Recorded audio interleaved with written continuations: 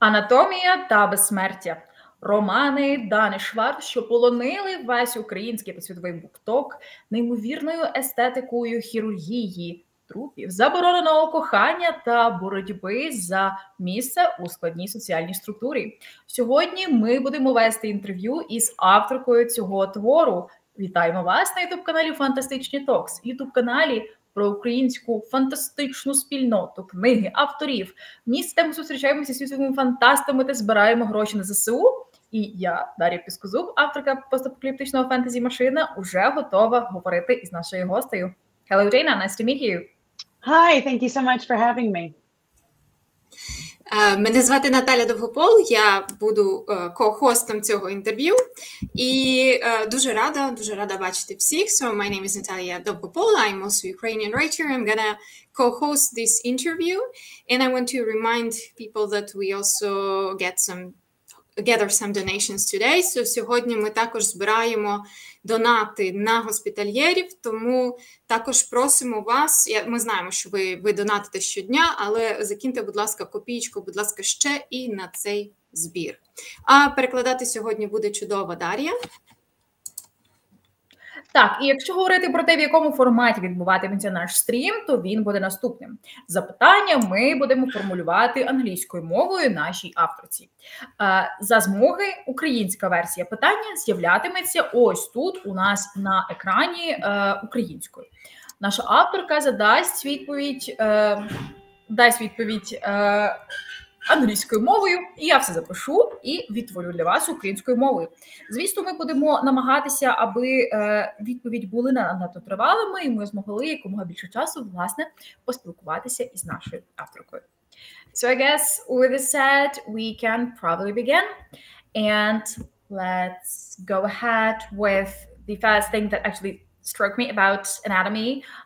I remember picking up a book, and it said that it's love story, but the heart here, it's not the, you know, like the romantic kind of love like that, but it's the anatomical correct one, which gives sort of a more creepy vibes. And when I read it, I understood that that's precisely how I feel about the story. There is this incredible historical reconstruction of the Scotland first book, Scotland, the second book, it's London, of the Regency era. There is this heroine who's striving to be a surgeon. There are some creepy vibes from digging up graves, etc. And at the same time, there is space for love. So this is a very, very much a big cocktail of things. So for you, what was more important, accuracy or vibe? Oh, that's a really good question. I think I actually started with the vibe. I don't want to spoil anything about either book, but I will say we hit a point where we're not veering directly into the space of historical accuracy. But I wanted the vibe to be based in reality. All of the geography of Edinburgh is correct. All of the social structures that I represent, the clothing, I tried to make all of that correct, but I didn't, it's not a history book. It's a book to be enjoyed. Sorry, this is my cat Beetlejuice making a little cameo. And I thank you so much for picking up on the love story. I think my main character, Hazel, who strives to be a surgeon, that's really her main love story, her love for anatomy, as it were, and her love for medicine. But I also wanted, one thing that I always sort of hated was when a female character is tough and smart and ambitious, that means somehow that she's not allowed to also be someone who has crushes or who cares about romance. I don't think romance is frivolous. And so it was really important to me that even though Hazel was smart and ambitious, that she also is a young woman and she's going to feel attraction and feel this new romantic love.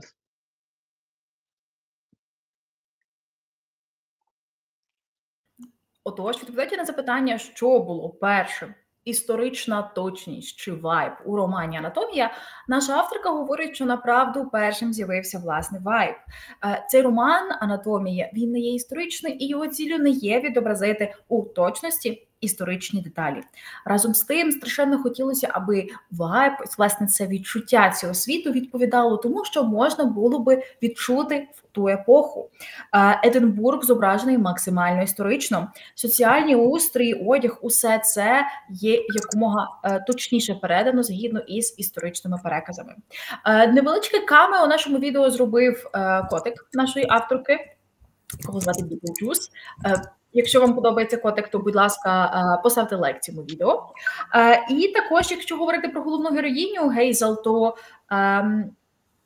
вся ця книга – історія кохання, але історія кохання Гейзел до її професії, до хірургії, до намагання стати лікаркою у світі, де, наприклад, жінкам ще не можна цього робити. Щось, що завжди бісило нашу авторку, це коли в романі є героїня, вона сильна, вона амбітна, вона може абсолютно все, але при цьому вона або сильна і амбітна, або може закохуватись, може мати якісь симпатії, так мов би романтика – це щось фривольне, щось, що робить нас несерйозними. Відповідь однозначно так не є. І саме Гейзел доводить нам, що можна мати історію кохання з своєю професією і все одно в своєму житті мати місце для романтики. But still, with all this canvas that we see, I have a question. What is the story for you in the first place? So it's about love. It's about early medicine, about women's choice, or about the internal life. Yeah, I would say the story, the heart of the story for me is a woman who is singularly focused, who Hazel is someone who grew up a little isolated. She grew up in a sort of crumbling castle raised by her mother who sunk into herself after the death of her brother. So Hazel is alone, and she's someone who is very lonely, but channeled that just into her ambition. And she's learning that anatomy, the study of human bodies, doesn't have to be something so clinical. She forms this friendship with a grave robber named Jack, who is... Hazel grew up very privileged. Jack grew up very aware of the reality of the world. And I think they shape each other's perspective. And throughout all of that, there's a mystery happening. There are people disappearing. There's the aftermath of a plague. And I think that the larger theme is questions of privilege and class. And obviously that was very relevant in the early 1800s, but I think it remains relevant now. There's a certain type of person, I think, who sees poor people as disposable or doesn't see them as people at all. And that was something I wanted to get at in the book. Якщо говорити про те, чим є для нашої авторки власна історія анатомії, то це історія про жінку, в якої є єдиний фокус. Перед нами Гейзел Сінет, дівчинка, що виросла ізольованою у замку, що руйнується, із матір'ю, що перестала звертати на неї увагу після трагічної смерті старшого брата. І направду ця дівчинка, намагаючись для себе вивчити щось, що її зацікавило, медицину, розуміє, що анатомія не повинна бути такою суворою, сухою, а це стає для неї такою областю пристрасті. І в цей момент вона знайомиться із грабіжником могил на ім'я Джек. У той час, як Гейзел виросла неймовірно привілейованою із одної із найвищих соціальних прошарків Шотландії, перспектива Джека на життя зовсім інша, адже він виріс в зовсім інших умовах, і завдяки цій різниці герої можуть формувати відображення один одного, формувати ставлення до багатьох речей. До того ж, у світі анатомії у цей час вирують наслідки величезного захворювання, величезної епідемії, і до того ж відбувається велика містична таємниця, адже зникають люди, і хтось використовує їхні органи.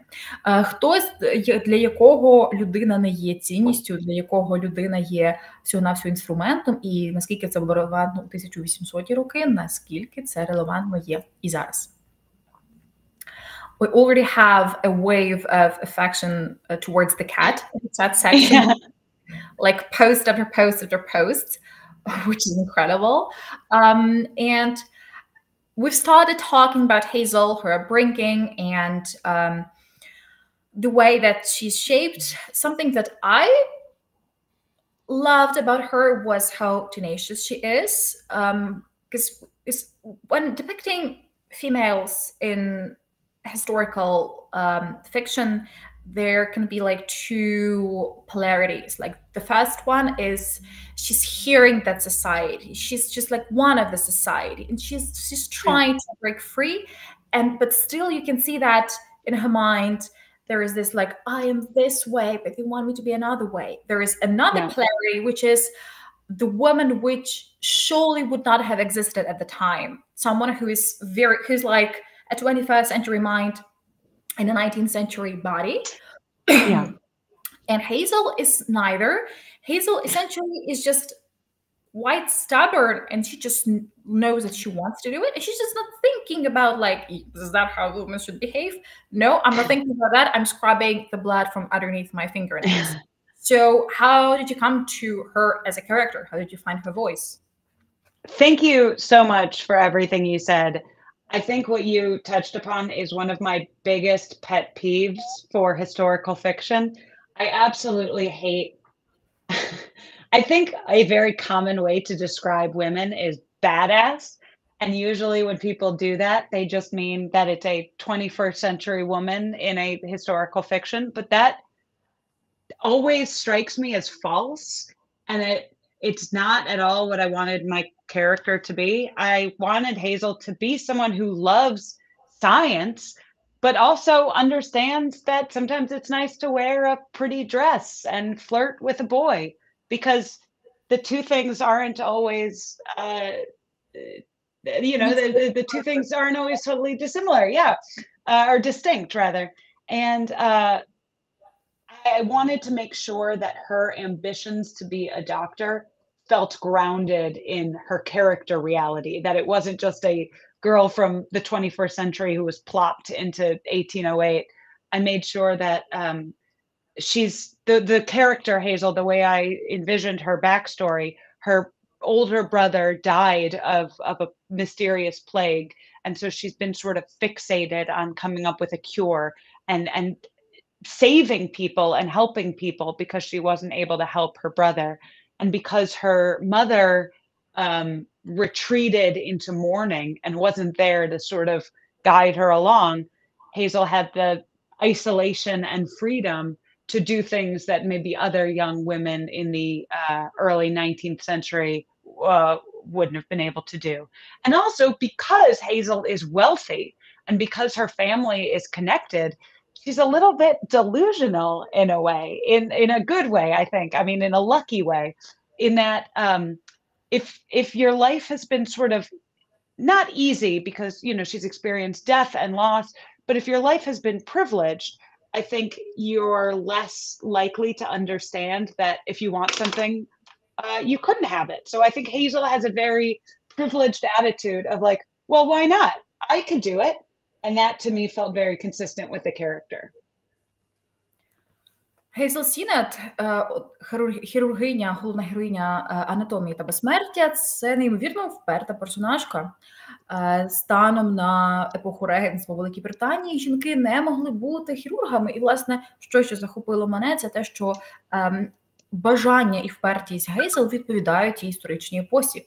Дуже часто жінок в історичній літературі відображають чимось із двох полярностей. Полярність номер один – це є жінка, що повністю вірить у те, що встановлено суспільством, однак місцями задумується, що хоче чогось іншого і проходить певну якусь трансформацію. Друга крайність – це є жінка 21-го століття у тілі 19-го століття. Саме таке поєднання найчастіше зустрічається, однак саме Гейзел направду має чіткий характер і її амбіції занурені, власне, в її особистість. Чому так і як знайшла для себе цю персонажку авторка? Одним із того, що найбільше не любить наша авторка в історичній літературі, це коли створюють жіночих персонажів згідно із тим, як вони не могли би поводитися. Дуже часто жінок в історичній літературі зображають як таких собі сміливець, таких брутальних дамочок, що можуть наваляти, що, в принципі, показує здебільшого лише те, що це жінка 21-го століття. Гейзел у нас абсолютно занурена у свій характер. Вона любить науку, однак при тому любить і вдягти гарне плаття, пофліртувати з хлопчиками, адже одне ніяк не суперечить іншому. Її амбіції побудовані на її всьому життєвому шляху. Коли вона була юною, загинув трагічно її старший брат, і саме намагання відповісти для себе для питання, чи вона може начебто переписати це, зупинити можливість повторення цього сценарію, допомагають їй вивчати медицину. Також Гейзел є ізольована, вона живе у величезному маєтку, вона мало з ким спілкується, нема нікого, хто сказав би, що в тебе щось не вийде. Ну і зрештою вона є багата. Якщо ти є привілейований, якщо у тебе є засоби до існування, швидше за все ніхто тобі не казав, що ось це ото, точно у тебе не вийде. При цьому, якщо ми взяли би когось із менш привілейованого становища, навряд чи в них були б такі можливості, перш за все тому, що вони б просто мали думати в той момент про виживання. I wanted to say that it's very inspiring now talking to you, Dana, and seeing you actually. And I see here Veronica says, writes the comment. Also, thank you for the meeting, and it's very supportive now during the air raid alarm. So it's really a big deal for us. So thank you again. And please, I'm honored to be here. Here is the question, which is also related to something that I wanted to ask you, because it was quite interesting as you said about your research that you did. So you got inspired by the real things about the surgeons, the methods, like surgeons, they were not doctors, right? From the Middle Ages. So how much did your research invest in the story? How much did you dig in? Yes, and like talking about the surgeon methods and generally the regency time. I love research. I have when I'm not writing books, I have a history podcast that's all fully researched history. So it's something, you can't see my bookshelf, but it's all books. And I have an entire shelf that's books I use to study for anatomy. One of the biggest things I did was just read biographies of surgeons from the time, just to know what their actual lives were like. So there are two surgeons specifically, Robert Liston, who was a Scottish surgeon, and then Robert Lister, who a little later, if you know, I don't know if it's an international brand, but Listerine is like a disinfectant, and that's from his name.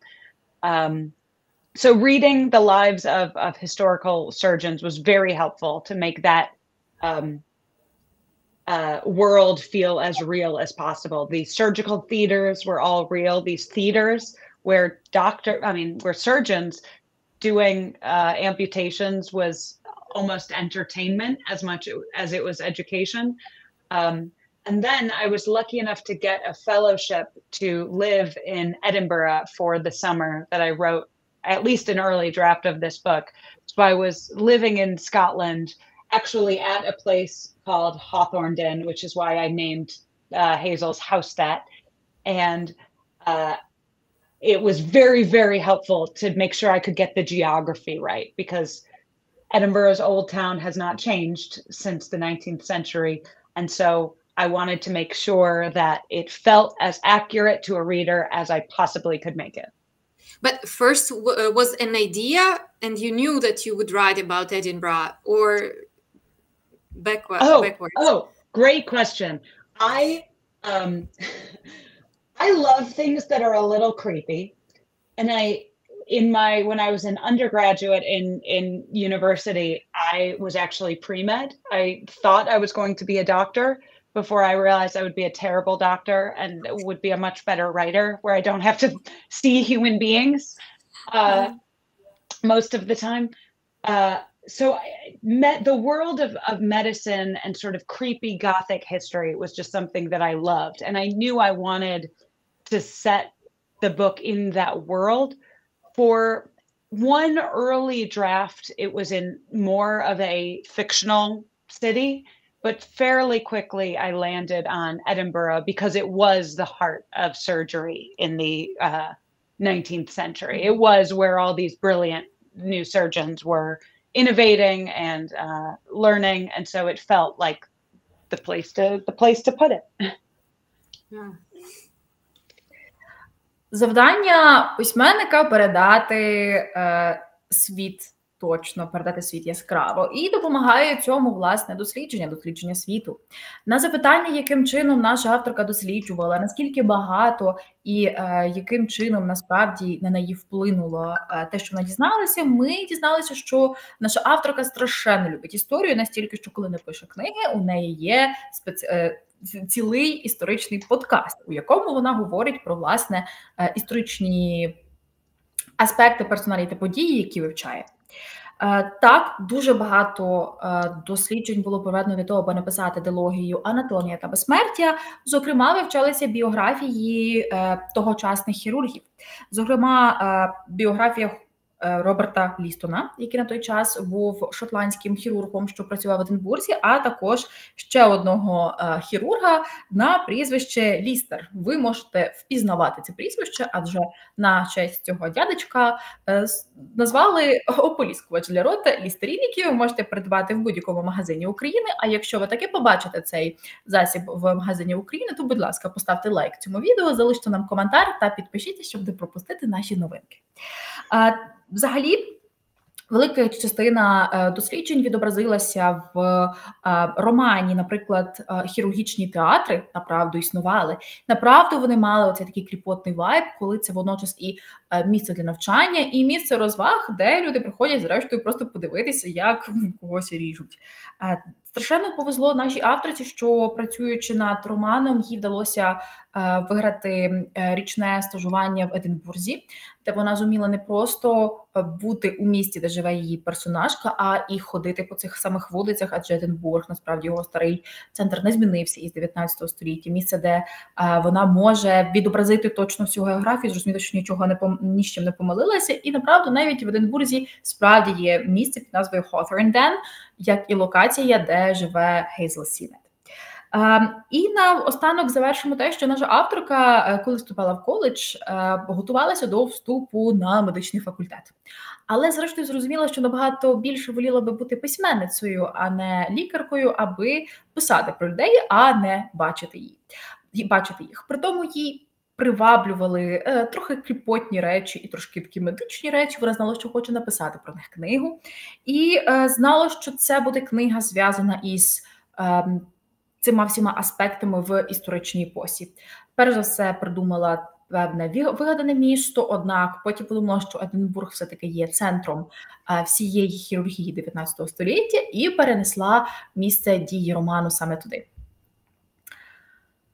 Любі друзі, ми продовжимо наше інтерв'ю. Будь ласка, запитуйте все, що вас цікавить у нашої авторки. Ми обов'язково переходимо незабаром до секції запитань від аудиторії. І нагадую, що ми збираємо донати на госпітальєрів. Ви всі наближаєте момент, коли такі автори, як Дана Шварц та інші, можуть приїхати до України офлайн, тим, що донатите дзвінкою монетою на нашу перемогу. So, going forward, we've mentioned about research, about the city, about Hazel, and I feel like the next thing we should talk about is Jack, because here's an interesting thing. He is probably he's not a good person in terms of what he's doing, but he's illegal. He's robbing graves and like taking the bodies to be sold.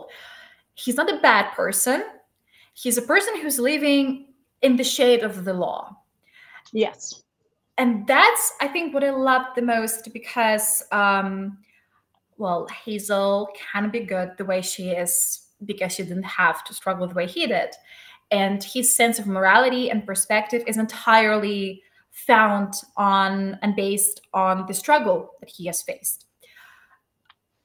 History often omits stories of people whose lives were not corresponded closely to the way that society expected them, specifically if sometimes these people had to step over the law like Jack did. So how did you find this specific perspective for him?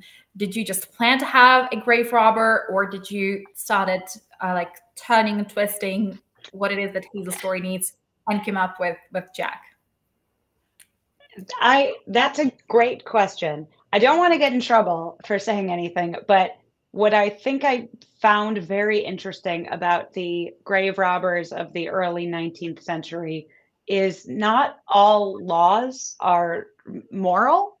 Sometimes, you know, there's gray area between what a legal system is and I think what is ultimately good. I think human beings can sometimes make that distinction and work to make the system better. But what I found very interesting is the body snatchers or resurrection men were absolutely real. This was a time in history when no one was donating their body to science. And so physicians and surgeons who needed to study bodies, because that's the only way you can actually understand how to then heal sick and living people, needed dead bodies. And so the resurrection men filled in that gap. It was also the reason that it was sort of taboo was it was Christian laws were against desecrating a body. And so it was this gray area where would you be willing to desecrate a dead person to help living people? That's what I found very interesting about resurrection men is even though it is breaking the law, doing a bad thing, the aim is furthering medicine and science to help people. So that's what I found very interesting. I think that so much of the first book hinges on the question at the end of the greater good. And I think different characters have different explanations for what the greater good is. And in my perspective, although the reader is more than welcome to take whatever perspective they want, something like grave robbing in order to help living people is morally okay. Just like how I'm an organ donor. I think that, you know, after someone dies, helping people however you can is a good thing. That's something that I want to do. And later on in the book, there will be people making the argument that killing some people is okay for what they think is the greater good. And I, without spoiling anything, have the perspective that that point of view is a little worse. So I think that I had fun in the book trying to explore those moral gray areas.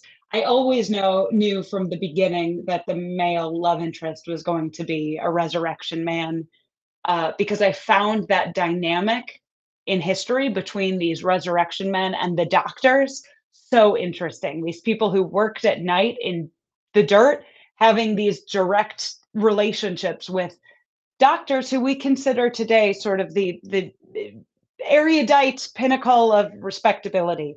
And those two people coming together was one of the original ideas for what made anatomy.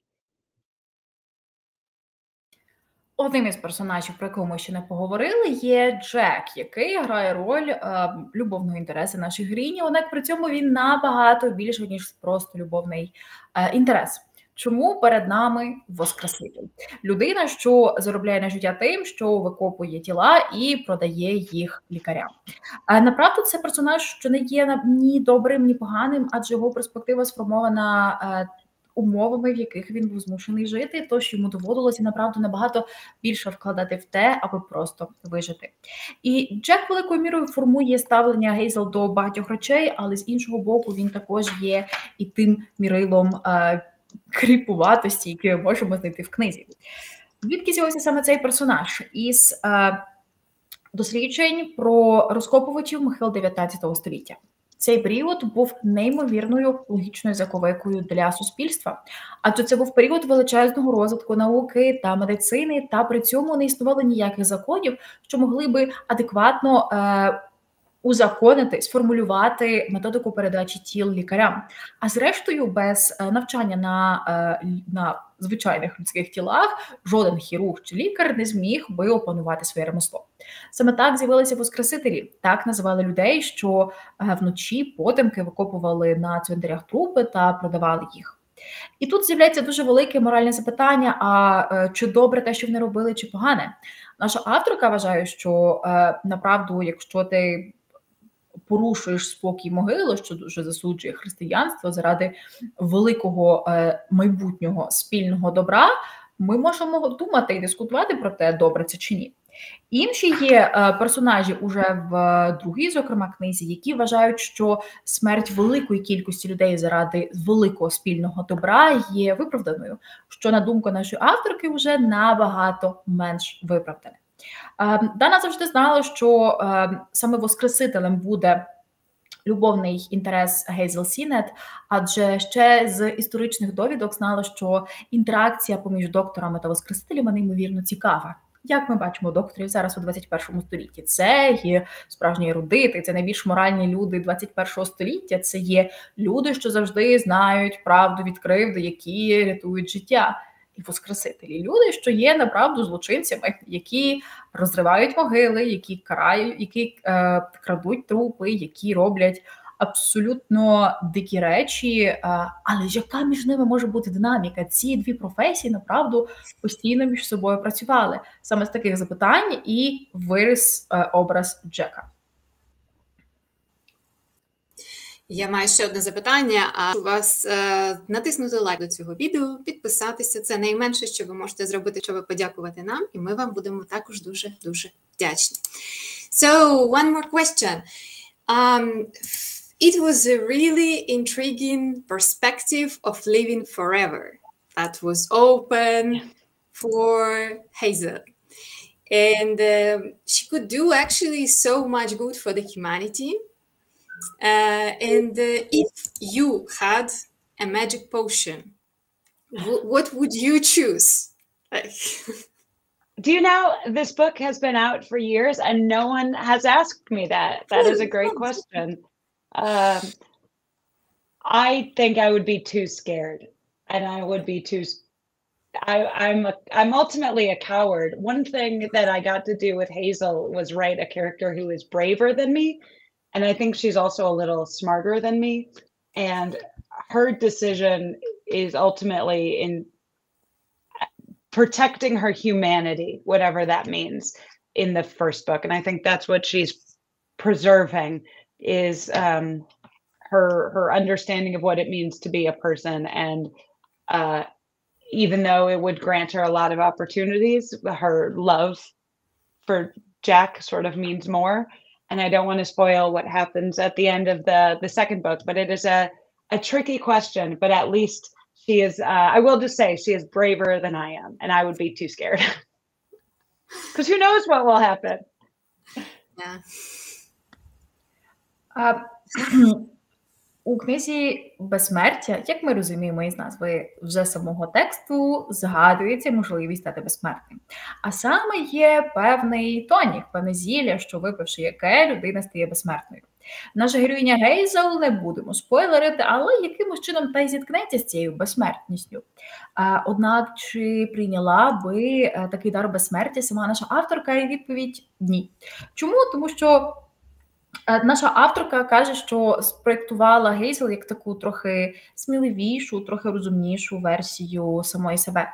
Вона боялася би прийняти цей величезний дар, відповідальність, що буде цього, і насправді страх всього, що це може означати, в той час як Гейзел не просто має сміливість обрати, яке у неї ставлення до цього вибору і що вона з ним зробить, а й при цьому, зрештою, Гейзел Сінет у потрібний момент розуміє пріоритети, розуміє, що її любов до Джека більше за потенційні переваги безсмертя, і що для неї вибір очевидний, тому що вона сама по собі є набагато сміливішою персонажкою. So while we were chatting a little bit, we've had a lot of questions coming in, and we will just check some of them out and ask you those. So the first one is, who supports you the most when you're working on a book? Oh, you know, actually, I think I should say my husband, but I think the real answer is my older sister, especially with these books. My sister reads a lot of romance and historical fiction.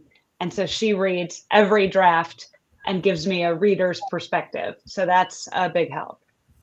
My husband will, you know, cheer me on, but he's less my ideal audience. And my older sister is more my perfect reader who gives me notes. Nice. Хто найбільше підтримує нашу авторку у процесі написання? Відповідь у нас двояка. Це чоловік та старша сестра. Чоловік, звісно, щодня допомагає, підтримує, однак сестра старша нашої авторки є, власне, дуже активною читачкою, зокрема, як романтичної літератури, так і історичної. Тож вона саме та людина, яка завжди вичитує всі варіанти манускрипту, рукопису, завжди перевіряє, що ж там такого написала її сестра. I want to read some questions, can I? Because there is something that's I would be also interested. Actually, there are some questions about the ideas. Like one question just starts like, how did you start? Or how did you come up with the idea of the internal life? Or how you came up with the idea of the frog, which is also very interesting. I don't remember where was the frog. They were licking the frog. Right in the beginning, I think she reanimates Frog. That is real. Licking the frog, that from as a book, okay. There is a lot of those ideas I just stole from real history. There was a real scientist. I changed the name a little bit for the book because some details had to be fictionalized, but there was a real scientist who reanimated dead material, Galvani, and that was the same sort of scientist that I think inspired Mary Shelley and Frankenstein. It was so the scientist, his name was Galvani. And I think that a lot of the fun details I stole from real history. The frog legs, definitely. The surgical theater and the really quick amputation, that's a real historical event. The idea itself came about from the world that I wanted to be in. I think I liked Gothic, I liked historical, I liked a little macabre, a little dark, and I liked medical. And so I had this idea early on of a young lady who wants to be a surgeon, a partnership with a resurrection man, and then the pieces of the larger conspiracy then just fell into place. Сцена, яка дуже сильно привабила увагу наших читачів, це, власне, намагання воскресити жабу на початку роману. Наші читачі цікавляться, звідки це прийшло. І, направду, ця сцена є також буквально подарунком історичного дослідження, адже все це відбувалося, зокрема, все це повторював науковець Гальвані, все це відбувалося, зокрема, як і хірургічні театри, як і швидкі ампутації. Якщо говорити про те, звідки прийшла ідея, що було першим ось цим таким началом всього, це було бажання написати про світ, такий готичний, трошки історичний, з вайбами такого макабричного та медичного, і від розуміння того, що у нас буде леді, яка хоче бути хірургинею, у нас є воскреситель, і навколо них відбувається всяка трешня, почали формуватися між собою докупи пазлики. So the other thing that people are asking is about the cover, and I believe the cover is the same for so many countries. I do believe, like, when I'm scrolling like TikTok and there is anything bookish, it's coming up quite often. So how did you work with your publisher on capturing this essence of the book, the essence which essentially brought the book to everyone's attention? I lucked out with the cover. When you're a writer and you get a good cover, it is the luckiest thing in the world. I made sort of a mood board of images that I think spoke to the tone and vibe that I wanted for the book. And it had a lot of anatomical hearts on it, but it was actually my editor's idea to have a dress in the shape of a heart. And the amazing thing about the cover is an artist drew it. There's an incredible artist named Zachary Meyer, who it's all hand-drawn, entirely hand-drawn. He's amazing.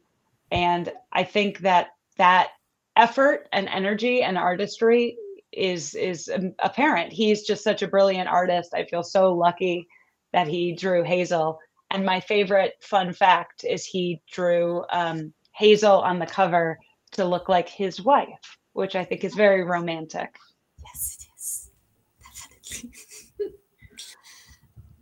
You know, my fiance doesn't draw, but now he has homework to do. Yeah.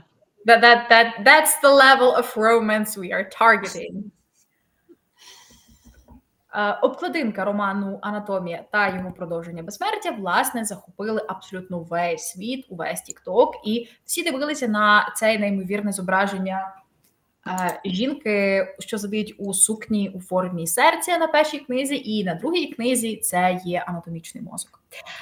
Нашій авторці страшенно пощастило із крутою обкладинкою, адже коли ти письменник і ти віддаєш текст видавництву, дуже часто ти вже не маєш влади над тим, що зрештою зроблять з твоєю книгою. Наша авторка приготувала мудборд, де зібрала візуальне відчуття тексту. Зокрема, в ньому було дуже багато анатомічних зображень сердець, що й надихнуло художника. Саме редактор натомість придумала, щоб наша головна героїня Гейзел сиділа в сукні, це був вид зверху, і, власне, ця сукня була у формі серця. Решта – це робота дуже майстерного художника Зachary Мейера, який намалював оце все від руки. Це абсолютно все створено майстерно цією людиною. І цікавий факт полягає у тому, що попри те, що зображено тут на книзі Гейзел Сінет, однак у жінці намальованій непомильно впізнається дружина цього художника. Тож тепер ви знаєте, що таке романтичні муви. А що ще таке романтичні муви? Це коли ви пишете нам коментарі, коли ви ставите лайки і коли ви підтримуєте нас монеткою на Buy Me a Coffee.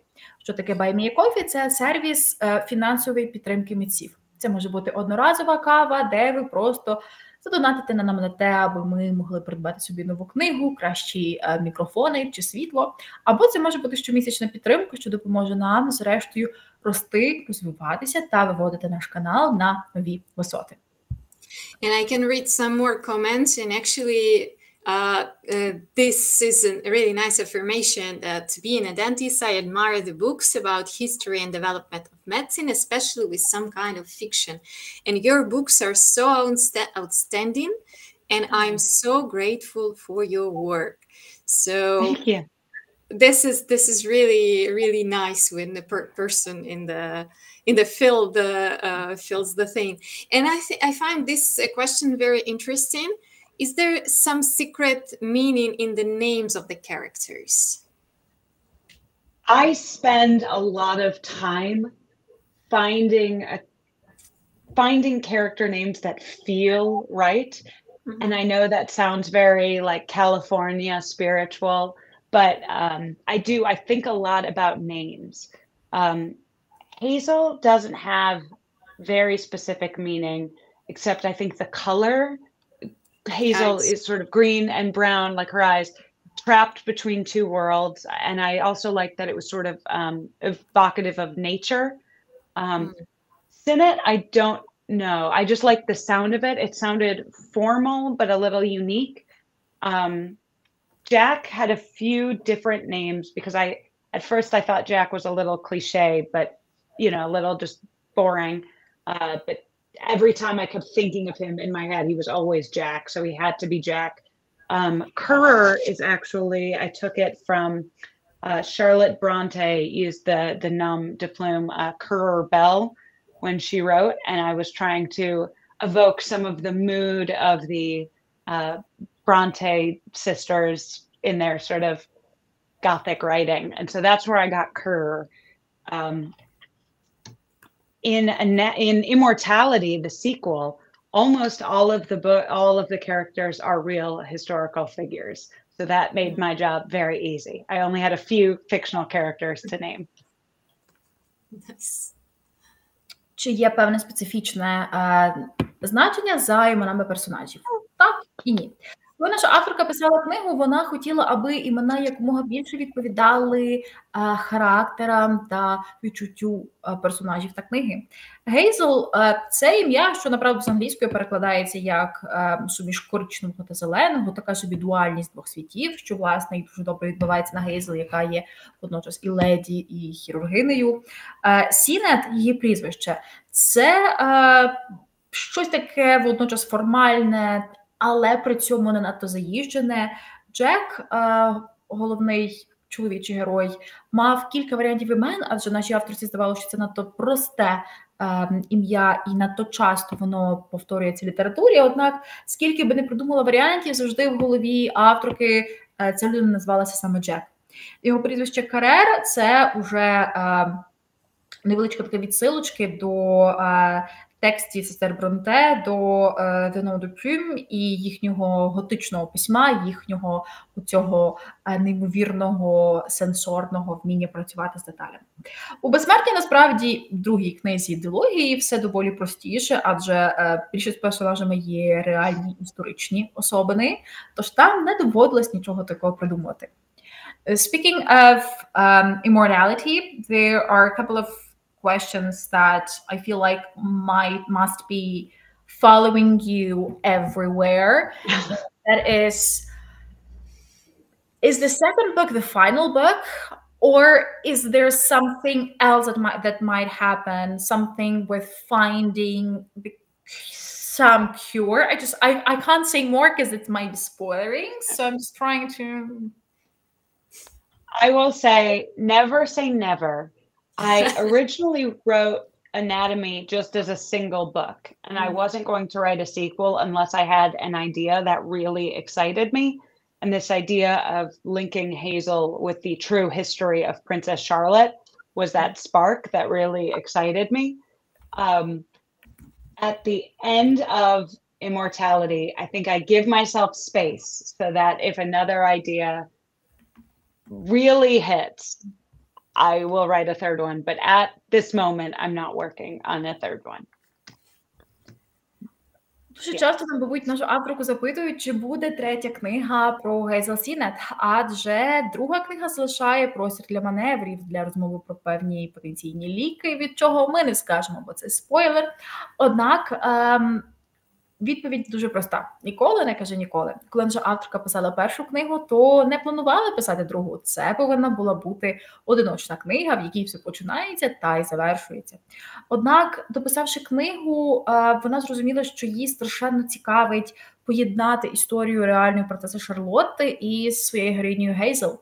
Саме в кінці книги «Безсмертя» також є певний простір для маневрів, що дозволяє потенційно повернутися до цього світу, однак при цьому поки що наша авторка не працює, власне, над третьою книгою, тож ми можемо лише хіба сподіватися. There is also a question about movie, but I don't know if you can answer this, even if it's going on, something's going on. I can answer, Hollywood works very slowly. A wonderful production company has optioned the rights for a television show, and we've been working with a wonderful writer, but everything is it works so slowly, and everything is so unknown that I would be thrilled to see it too. I would love if it happened. It's amazing. Anyway, it's amazing. The process is going on. The process is going on very slowly. Well, that's actually pretty great. And anyway, we're hoping that one day, even though it's slow, we can be patient. I believe, yeah. Якщо говорити про те, чи буде екранізація творів «Безсмертя» та «Анатомії», то направду права на екранізацію вже були придбані компанією, що хоче перетворити ці книги у серіал. Є шоуранер, однак Голлівуд неймовірно повільна повільна істота, що працює за дуже повільним ритмом, тому абсолютно ні про що не можна говорити, нічого не є стабільним, нічого не є точним, і відповідно дуже ймовірно, що ми ще не скоро почуємо відповідь на це запитання. Something that I also wanted to ask you was about toying with the idea of immortality. In the first book, the idea of immortality is sort of like a mystical thing that you will never understand because that's you're not supposed to understand. That's just something you're brushing with, like you're just running next to it, and then you deal with it somehow. But in the second book, the mystery element is expanding. It's becoming more prominent. So was there a moment when you felt like it's better if I leave this a mystery, or should I maybe delve into it a bit more and step over from the land of historical fiction into the land of fantasy? I think my biggest inspiration for the tone was the novel Frankenstein with written by Mary Shelley. That was originally my one of the earliest images in my head about this book was there's a scene where a character who's been living forever has fingers that he's replaced in sort of a Frankenstein way. And so my idea was you can sort of call Frankenstein a little bit science fiction, a little fantasy, but it still feels very grounded in historical reality. And that's what I wanted Anatomy to feel like. And one thing Mary Shelley does very well in Frankenstein is she has a character, I don't know if you've seen Seinfeld, but I will use a phrase from the television show Seinfeld. She has a character, yada, yada, yada, over how the Frankenstein technology works. He's just like, I'm not going to tell you. I've figured it out. It works. Don't ask me any questions. And I thought that was very smart how Mary Shelley did that. In Immortality, I wanted to sort of tie up any plot loose ends I left for myself. I think as a writer, you have a privilege when you're writing a sequel to not fix things, but just make everything neater than it was before. And so that's what I was trying to do with discussions of the science and the world and technology in Immortality. Великою частиною книги «Безсмертя» є детальніше заглиблення у елемент, що, направду, в першій книзі був лише містичним натяком, і це насправді ставання безсмертним. У першій книзі це поняття буквально щось, що ми зачіпаємо, воно ніколи не пояснене, у той час, як у другій книзі, ми, направду, дізнаємося більше. Чому? Власне, це через натхнення для цієї частини історії, а саме Мері Шеллі і її Франкенштейн. Дуже сподобався нашій авторці момент, коли є Франкенштейн, ця істота, яка живе вічно, отак йому необхідно змінити пальці, адже ті, які є, вже відмирають. Їй здалося, що це неймовірне відчуття оцього перебування водночас і в сфері наукової фантастики, і фентезі, але при цьому повністю занурення в історичну епоху. Ну і якщо говорити про те, чи зрештою наша авторка сповна вирішила розкривати, чи вирішила залишити щось невідомим, то тут наша авторка охоче відповість на це цитатою із серіалу «Сайнфелд» про те, що, по суті, яда-яда-яда, воно працює, воно робить, не питай мене як. Коли що воно робить, то це з галицького IT, не подумайте, що я не вмію провідмінювати слово робить. В «Безсмерті» насправді збираються докупи всі вузлики з першої книги, адже письменники мають неймовірну нагоду повертатися до власних помилок, до власних якихось неточностей, і якщо не виправляти їх, то принаймні покращувати, поглиблювати та працювати надалі. Our time is running up, so I would just ask the final question to sum up. What are you doing now? What are you working on now? And what should your fan expect? I am still working on my podcast, Noble Blood, which is me talking about real history, no science fiction or fantasy. But I am also working on a new book that I'm co-writing with a friend that is fantasy and magic. And it's a little more adult. We're writing it together under a pseudonym, but it's been very, very exciting to write with no restrictions, no historical accuracy hedging me in. That book is called Arcane Mechanicals. I don't know how that will translate, but it is a book about just about magic, and it's been very fun to write. Well, we really love all of the authors who try like different genres, and then they're moving over to the sci-fi fantasy. We feel like like you've reached the dark side of the force. Yeah, it's so fun. I'm having such a good time. Yeah, indeed. Отож, над чим працює наша авторка? Наша авторка Дана Шварц поки що працює в основному над роботою над її історичним подкастом, однак також вона пише книгу. Ця книга не є продовженням «Безсмертя» чи «Анатомії», це є книга у співавторстві із ще одною авторкою чи автором. Працюватимуть наші автори під псевдонімом, тобто ми можемо навіть не дізнатися, що це наша авторка, однак це є доросле фентезі.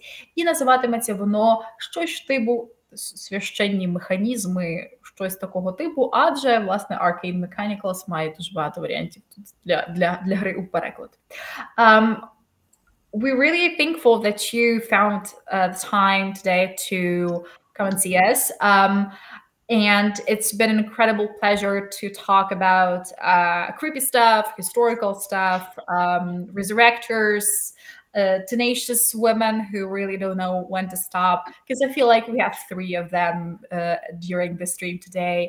And I believe that I'm speaking from everyone in the Ukrainian fandom that we really enjoy the book. We're really hoping for your fantasy book to be as incredible as those are. And thank you. Thank you so much. This was such a privilege.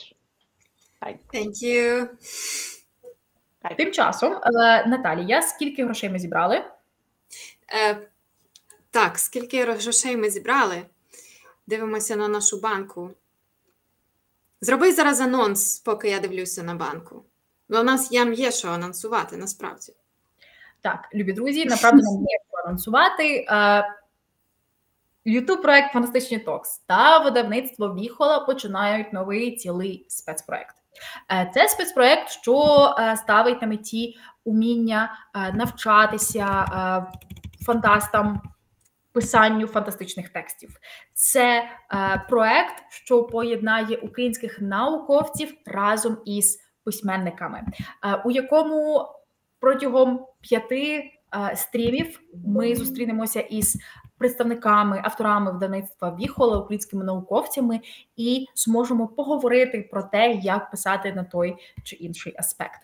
Цей спецпроект починається уже наступного тижня, і ми страшенно запрошуємо вас долучитися. Спецпроект під назвою «Фантасти versus науковці» має всі теми, які вас зацікавлять. Адже серед цих тем є наступні. Це є, перш за все, як писати про фантастичних чудовиськ. Про це поговорю я із Леонідом Горобцем. У нас буде розмова із Стефанією Демчук, історикинею, та Іриною Грабовською про те, як базувалося середньовіччя. У нас буде величезна розмова про апокаліпсиси від Міжнародною територією та докторками, що досліджували Чорнобильську катастрофу. У нас буде розмова про фантастичні міста від Наталії Матурінець та Катерини Липи, української мистецтвознавиці та історикині, а також розмова про фантастичні культи від релігієзнавця В'ячеслава Агеєва та Наталії Довгопол. Так, навчимося, як створити культ за 5 кроків. А поки ми чекаємо, як створити власний культ, ми назбирали 6640 гривень. Я хотіла сказати, поаплодуйте, а ви десь там з того боку екранів. І ми сьогодні вже перешлемо цю суму на госпітальєрів. Вони якраз збирають на медевак. На цьому все. Ми страшенно вдячні вам за те, що ви були з нами. Дякую за те, що ви нас читаєте, дивитеся, слухаєте, підтримуєте українську фантастичну літературу. Слава Україні! Героям слава!